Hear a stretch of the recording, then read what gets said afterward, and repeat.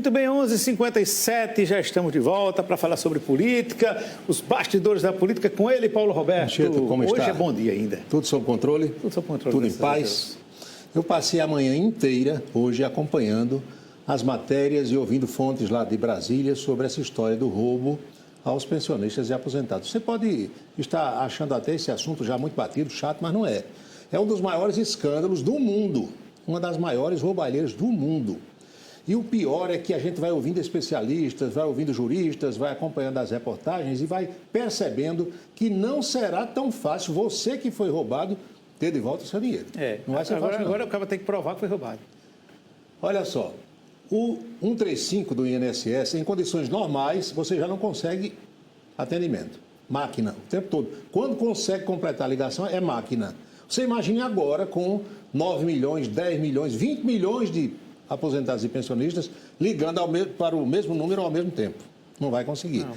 Por quê? Porque a maior parte dos roubados é composta por pessoas humildes, da zona rural, cidades pequenas, que não têm internet, que nunca viu nem um computador na frente, não sabe mexer em celular, não sabe entrar no site do meu INSS. E outra coisa, o roubo, o esquema, a organização criminosa pensou em todos os detalhes. O governo disse, olha, os passos quais são? Nós vamos primeiro buscar os bens dessas associações. A maioria não existe. Chega lá no endereço, não tem nada. Fizeram um negócio bem feito.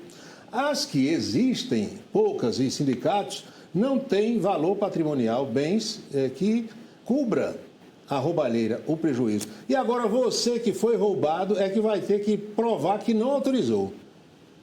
Olha que confusão. Confusão grande. Ontem o ministro da Fazenda, Fernando Haddad, deu entrevistas dizendo que foi o governo que descobriu tudo, foi a CGU, foi a Advocacia Geral da União. O nosso colega jornalista paraibano, José Neumann e Pinto, disse ontem em suas redes sociais que não foi nada disso. Foi um jornalista chamado Luiz Vassalo, Vassalo mesmo, com 2 S, do portal Metrópolis, lá de Brasília, que vem escavacando isso há 3 ou 4 anos. Foi a partir daí que a coisa se aprofundou. Vamos ver, Zé Neumann e Pinto. A representação da Polícia Federal, que entrou no caso, citou 240 vezes o trabalho da Metrópolis, do Metrópolis e do Vassalo.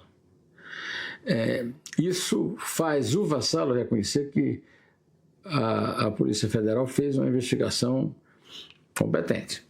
Assim como o CGU aconselhou sempre certo o INSS e só não conseguia os dados que o Luiz pedia porque faziam parte todo de um esquema que depois teve que ser desmontado por causa do volume. O volume era o seguinte: foram roubados dos aposentados pobres 6 bilhões e 300 milhões de reais, ou 9 bilhões, chegou até uma versão de 9 bilhões.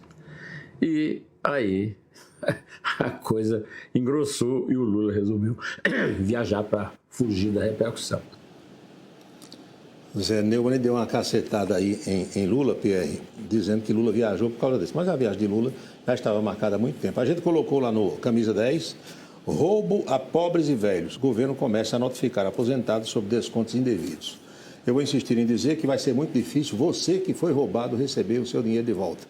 E sobre a CPMI, cujas assinaturas foram conseguidas, quase 300 deputados, 37 senadores, o Davi Alcolumbre está com Lula ainda na China e o presidente da Câmara, Hugo Mota, está em Nova York, Estados Unidos.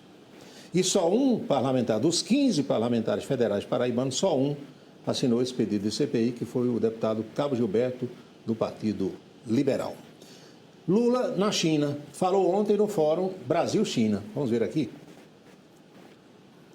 A China tem sido tratada muitas vezes como se fosse uma inimiga do comércio mundial, quando, na verdade, a China está se comportando como um exemplo de país que está tentando fazer negócio com os países que foram esquecidos durante os últimos 30 anos por muitos outros países. É importante a gente lembrar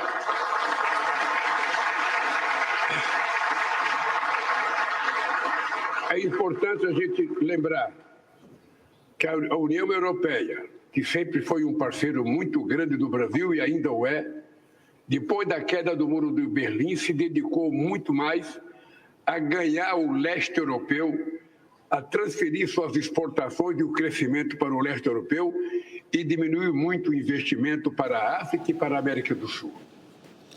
Você vê que nessa fala aí, nesse trecho, o presidente Lula fez discurso de improviso e não deu escorregada, não. Tem hora que o negócio... Não, mas ele tem conhecimento. Vai bem, né? Tem hora que vai bem. Agora, quando ele começa a contar piada, querer ser engraçado... O problema é esse. Não é?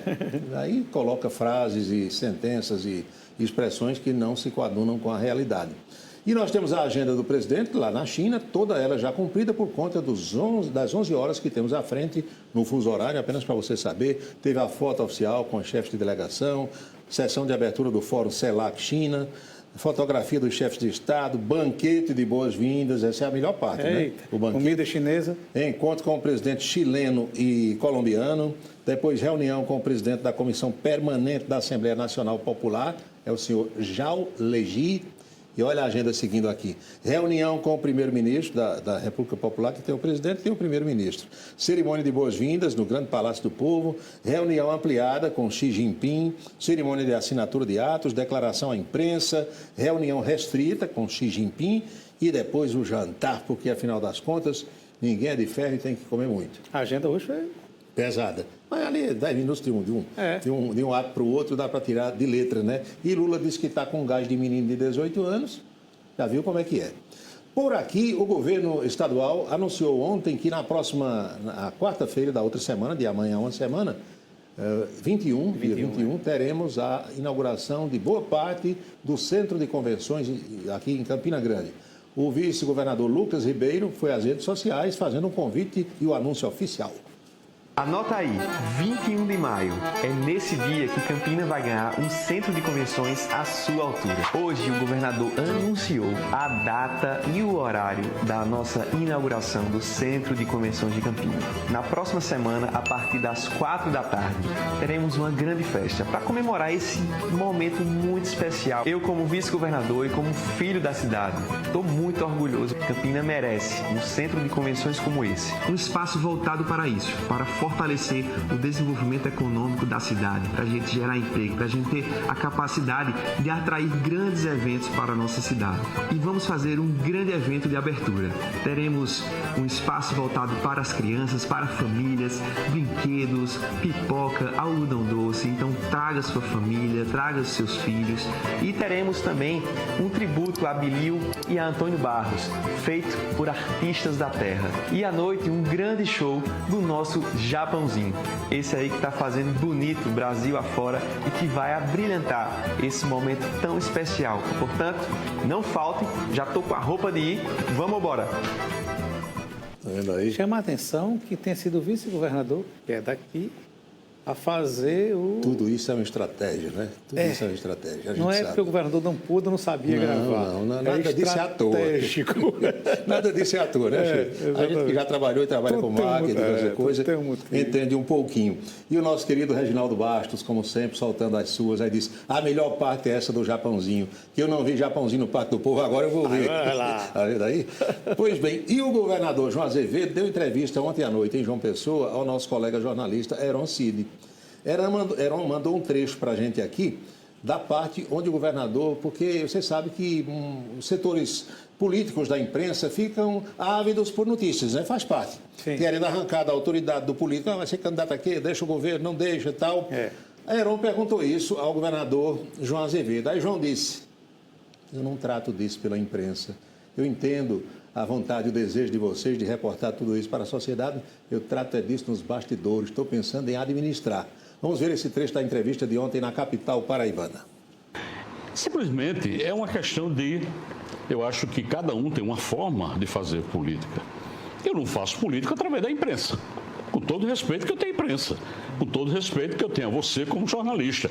Mas eu não acho que se tem que fazer discussões políticas internas, associadas e ligadas aos partidos políticos que compõem a base, que a gente tenha que fazer isso publicamente.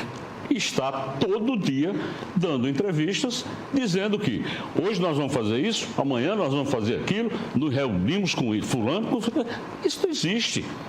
Nós estamos sim fazendo política. Nós estamos sim fazendo política, tendo reuniões com os prefeitos. Agora, é claro que eu tenho um foco na gestão. Eu não vou antecipar 2 anos de uma gestão. O nosso mandato termina 31 de dezembro de 2026.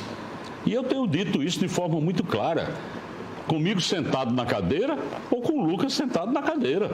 Vai depender das circunstâncias que nós encontrarmos mais na frente. Mas o nosso mandato, que o povo nos deu, é 31 de dezembro de 2026. E será até lá. As ações do governo, as obras continuarão sendo entregues, as políticas públicas sendo implementadas. Essa é uma decisão que nós tomamos. Então você não pode, sob nenhuma justificativa, achar que a discussão sobre uma eleição de 26 tem que se sobrepor à gestão. É o modo João Azevedo de governar. Ele não está errado, não. E a imprensa também não está errada em querer arrancar a resposta, não. O problema é que a turma fica querendo, naquela briga pela audiência, gerar um fato novo e dizer o furo foi dado aqui, né? O João Azevedo, ele é muito seguro, assim. Ele não é muito de estar falando em nomes. Não, vai nos bastidores. Né? Muito. Anchieta, a boca de hoje não é maldita. É uma boca bendita. Que coisa boa. Nós trouxemos um trecho, nós descobrimos, um telespectador mandou, do Robert Prevost, que é o novo Papa, o Papa Leão XIV, quando era arcebispo no Peru. E para você ter uma noção, uma pequena noção assim, de como agia ele quando atuava em terras peruanas, Natal de 2014, o então arcebispo foi participar do encontro com jovens que fazem louvor nas celebrações, nas missas, nas igrejas, nas festas. De repente, o arcebispo pegou o microfone, era período natalino, disse: eu vou cantar a música de Natal para vocês. Aqui a gente canta Noite Feliz, aquelas músicas que nunca mudam, e lá é Feliz Navidad, é a música de Natal do Peru. Boca bendita de hoje vem de terras peruanas com o atual Papa quando era arcebispo. Presta atenção.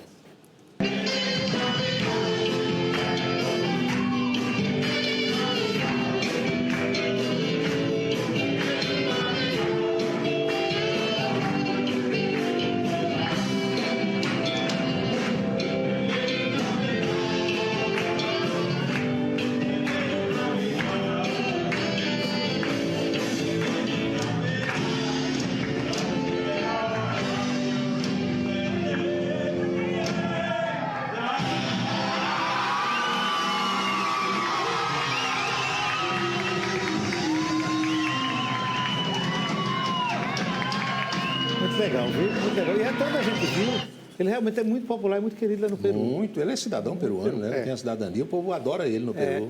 E assim, a gente percebe que ele é uma figura mais simples do que muitos dos papas que já passaram. Sim, né? Mas não gosta de muita pompa, dessa coisa, não, né? É meio a linha de Francisco mesmo, do ponto de vista de simplicidade. Porque, assim, não queira o comportamento, todo mundo tem o seu. Cada pessoa tem o seu a própria jeito, fala dele, você percebe que é diferente. Né? Mas aí, essa coisa da simplicidade, ele tem realmente Agora, uma linha. O pessoal aqui já perguntou assim: você é mais o Papa cantando ou o ministro Luiz Roberto Barroso? Eu sou 1000 vezes mais o Papa. E ele é carismático também, viu? Porque tem uma coisa, Paulo, um dos papas mais preparados da história da igreja foi Bento XVI. Ele era preparadíssimo. Mas também era muito sisudo. Ele não tinha o carisma. O alemão por si já é meio, muito sisudo, mas, porque assim, João Paulo II, né? A igreja João Paulo II, agora Francisco. A gente já percebe também no Leão XIV o carisma, né? Então, Bento XVI, a simplicidade, né? A popularidade, o jeito. Bento XVI era preparadíssimo intelectualmente, sabia, só que sisudo. Sisudão como todo alemão. Então, sou mais o Papa do que o ministro Luiz Roberto Barroso, cantando as canções de Alcione. Com certeza. Agora, entre os padres cantores, eu acho que outro dia eu disse aqui a você, Padre Zezinho dá goleada em todo mundo. Ali né? Dá de goleada em todo mundo. Pelé dos verdade. É isso, Anchieta. Tá bom, Paulo. Até amanhã. Até a próxima. Chegou a hora de ir a Brasília, acompanhar outras novidades da capital federal com Napoleão de Castro. Um abraço, Anchieta. Cumprimentar você, Paulo Roberto, nossa equipe. Terça-feira, 13 de maio, e a equipe do Em Dia de Brasília, do Palácio do Planalto, para a gente atualizar você, nosso telespectador, com os temas mais importantes que a gente está acompanhando nesta terça-feira na capital brasileira. O Instituto Nacional do Seguro Social, INSS, começará a ressarcir aposentados e pensionistas afetados por pagamentos associativos indevidos a partir do próximo dia 26. Segundo o cronograma do INSS, a partir de hoje, terça-feira, dia 13, os beneficiários prejudicados com descontos associativos irregulares passarão a ser informados exclusivamente por meio do aplicativo Meu INSS. Já amanhã, quarta-feira, eles poderão ver qual associação fez o desconto e qual foi o valor cobrado. A consulta poderá ser feita por meio do aplicativo Meu INSS e também na central de atendimento ligando para o número 135. O reembolso acontece por conta da fraude no INSS. A Polícia Federal e a Controladoria Geral da União investigaram cobranças indevidas de associações de aposentados nos benefícios. Cerca de 6,3 bilhões foram desviados entre os anos de 2019 e 2025. Em termos legislativos, conversamos com o deputado Romero Rodrigues, que destaca a ação legislativa na indicação de orçamento para entidades no nosso estado, inclusive com a presença de vereadores, de dirigentes de entidades públicas e também dos prefeitos na marcha que acontece na semana que vem.